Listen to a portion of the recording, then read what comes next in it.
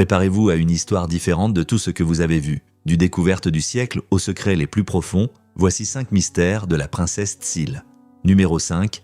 La découverte du siècle. Dans les étendues glacées de la Sibérie, niché au sein du district de Tsyul dans la région de Kemerovo, se trouve le village de Rzavchik qui faisait autrefois partie de l'Union soviétique. Le 5 septembre 1969, cette région inhospitalière et impitoyable fut le théâtre d'un événement qui marquerait à jamais un groupe de mineurs. En fouillant les profondeurs de la terre pour extraire des trésors cachés et des ressources vitales, ces hommes tombèrent sur quelque chose d'aussi fascinant que mystérieux, donnant naissance à une histoire devenue légende. C'est en creusant à environ 70 mètres, sous terre, qu'un mineur heurta un objet insolite avec sa pioche. Intrigué et excité, il alerta ses camarades de l'étrange structure découverte. En creusant davantage, ils mirent au jour ce qui semblait être un sarcophage de marbre enfoui dans les profondeurs anciennes de la terre. Leurs esprits furent envahis par des questions. Qu'y avait-il dans ce mystérieux cercueil et comment avait-il été enseveli à une telle profondeur ? Suivant les procédures habituelles, ils informèrent leur chef, Alexander Masalin, un leader respecté et expérimenté.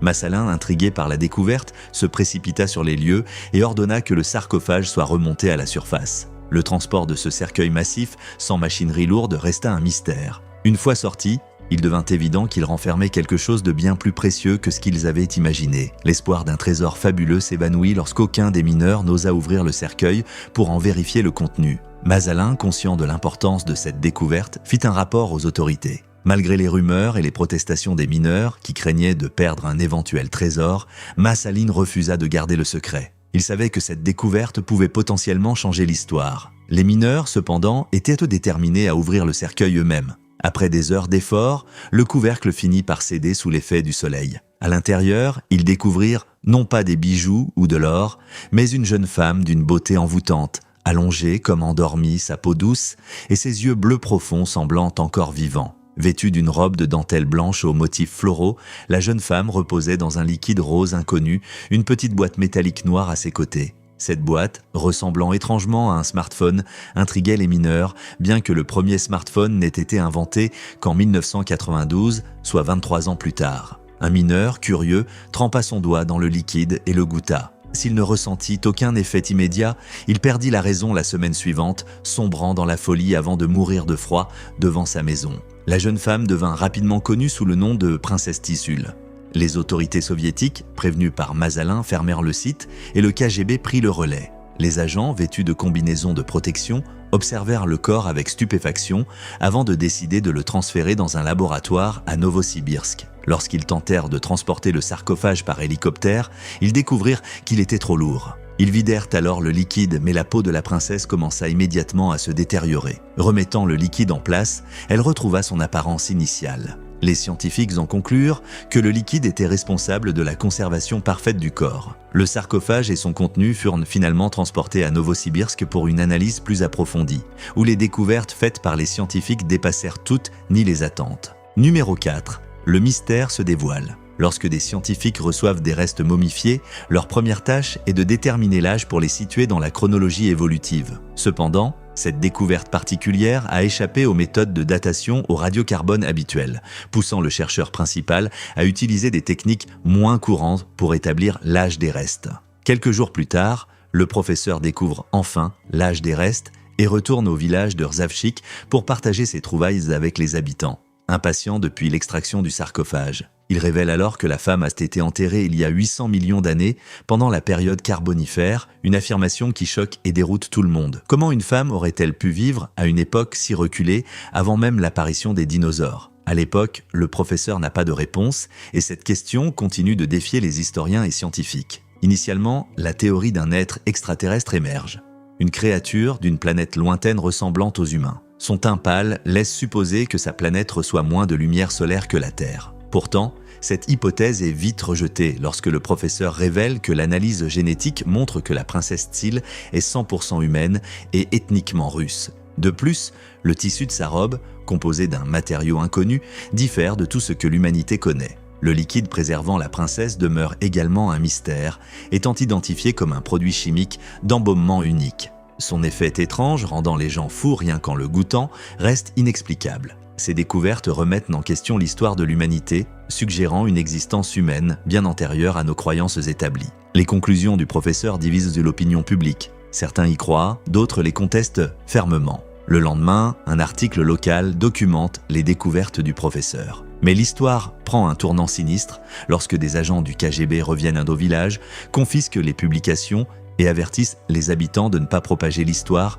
sous peine de graves conséquences. Le professeur de Novosibirsk et l'éditeur du journal sont punis pour avoir tenté de révéler la vérité. Tous les témoins de la découverte meurent mystérieusement, y compris les hommes qui ont déterré le cercueil, soulevant des suspicions de meurtre orchestrés par le gouvernement ou des effets du liquide rose. Pour envenimer les choses, les forces militaires soviétiques isolent Rzavchik, empêchant toute enquête externe et enterrent le site.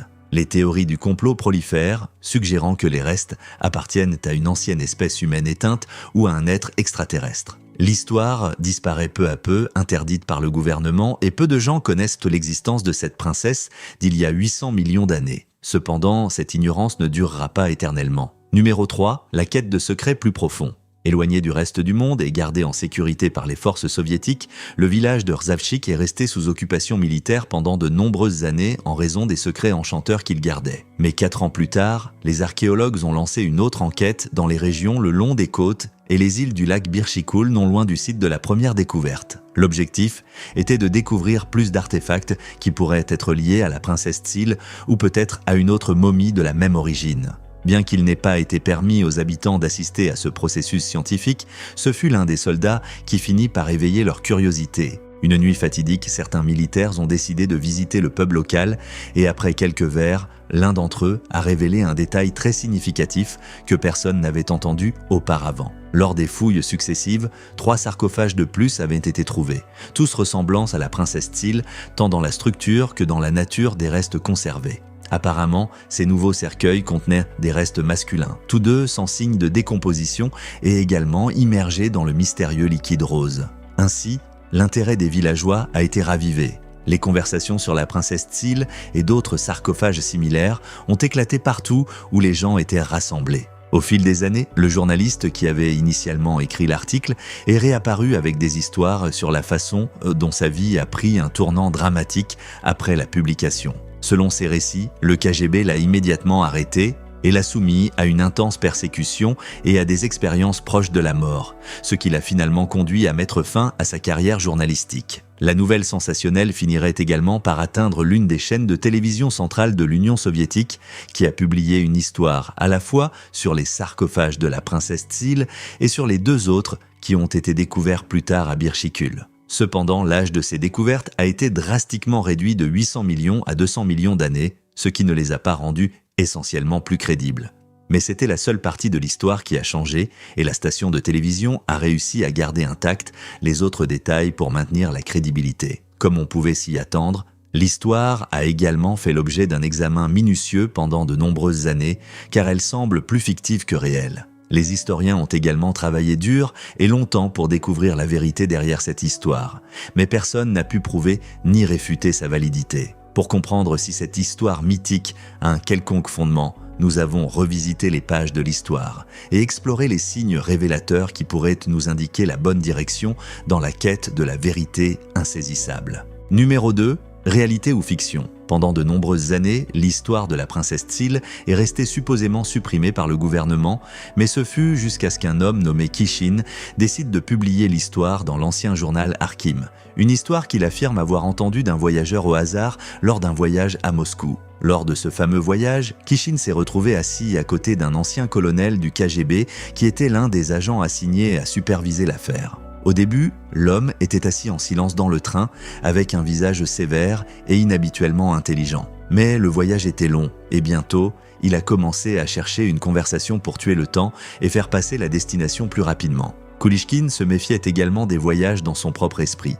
Alors il a suivi le courant du vieil homme et une conversation qui a changé sa vie s'est produite. L'homme non identifié a révélé qu'il était l'un des hauts officiers d'une force secrète de l'URSS qui voyait des choses qu'aucun œil ne devrait voir et entendait des murmures interdits aux étrangers. Il avait quitté la police en 1991, portant des secrets qu'il avait juré d'emporter dans sa tombe, mais qu'il se sentait obligé de partager avec cet aimable étranger assis à côté de lui. Il a narré les détails des événements qui ont eu lieu ce jour fatidique de 1969 et comment lui, Le chef général de la mine de charbon, Alexander Alexandrovitch Mazalin, a immédiatement demandé que toutes les activités minières soient arrêtées une fois la découverte faite. Il a parlé de la façon dont la mystérieuse jeune femme a été trouvée avec les yeux bleus ouverts, regardant le ciel. Cependant, dans sa propre version, il n'a pas mentionné que le corps retrouvait sa beauté, ni que l'eau retournait dans le sarcophage après avoir été drainée. Mais il a confirmé tous les autres aspects de l'histoire, y compris les histoires de l'homme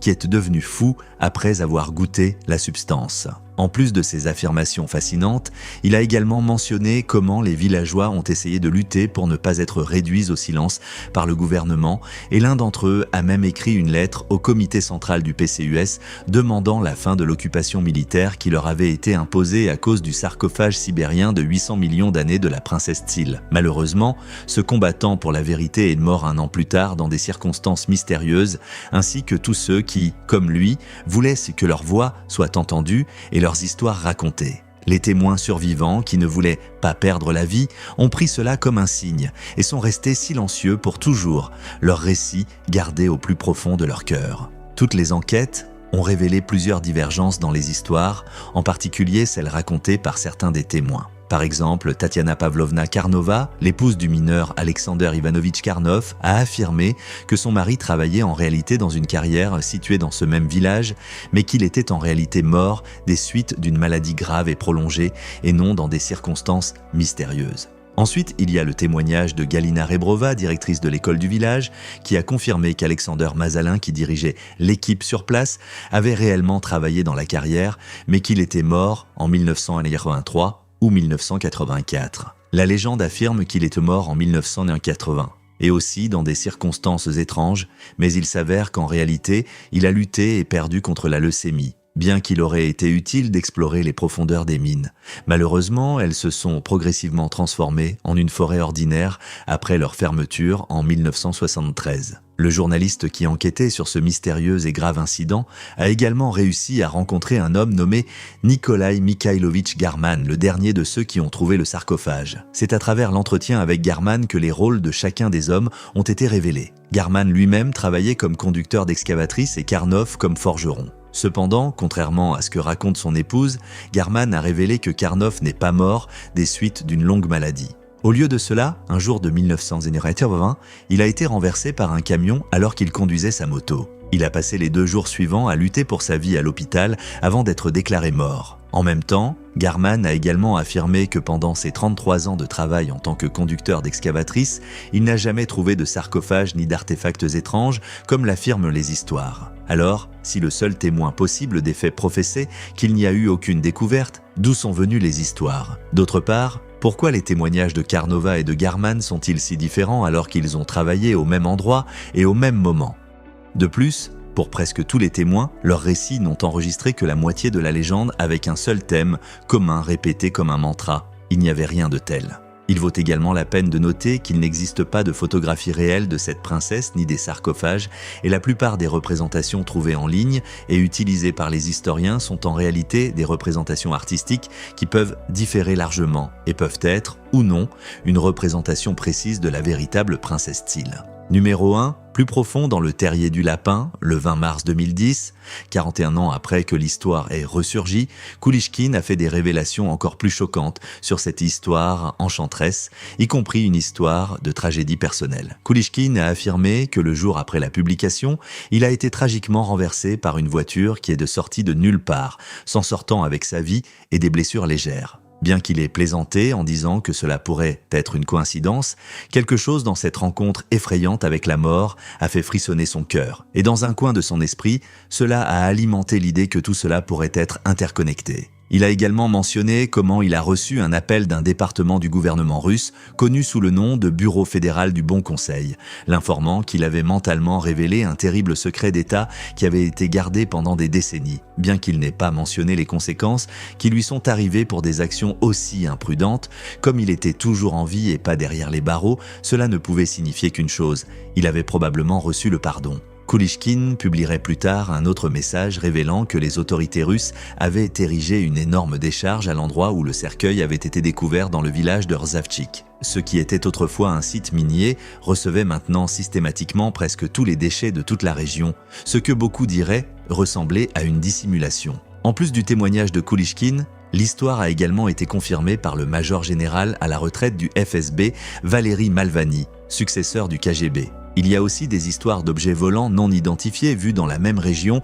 après le déterrement des sarcophages de la princesse Tsil, bien qu'aucune preuve n'ait été présentée pour étayer ces affirmations. Au final, la vérité est que beaucoup de gens considèrent de l'histoire de la princesse Tsil comme une œuvre de fiction qui est devenue si ancrée dans l'histoire que les gens ont commencé à la considérer comme un fait historique réel. Certains disent qu'elle a été inspirée par un ancien poème. D'autres disent qu'elle a été inventée par l'imagination hyperactive du mineur, et puis il y a ceux qui croient que ces théories ont été inventées par le gouvernement pour cacher les secrets à jamais. Malgré le scepticisme évident qui entoure cette histoire épique, ce n'est pas la première fois que des découvertes étranges sont faites dans une mine de charbon. Un bon exemple a eu lieu le 9 juin 1891 lorsqu'une femme nommée Madame S. Kulp ramassait du charbon pour un poêle à Morrisonville, Illinois, et a soudainement remarqué que l'un des morceaux de charbon avait une forme et un toucher particuliers. Elle a décidé de le casser par curiosité et à sa surprise, il y avait une chaîne en or parfaitement sculptée cachée à l'intérieur. L'empreinte de la chaîne avait été imprimée dans le carbone, ce qui signifiait qu'elle était là au moment de sa formation. Ce qui est surprenant, c'est que ce charbon avait au moins 260 millions d'années, ce qui soulève la question. Comment une chaîne en or est-elle arrivée dans un bloc de charbon il y a si longtemps sans intervention humaine? Cependant, ce n'est pas l'histoire la plus folle. Au même 19e siècle, les mineurs de charbon sont également tombés sur un squelette humain moderne enterré à environ 30 mètres de profondeur dans une mine de charbon de l'Illinois. Encore une fois, la veine de charbon trouvée à ces profondeurs date de 300 à 320 millions d'années, ce qui soulève de nombreuses nouvelles questions. Merci de nous avoir regardés, à la prochaine.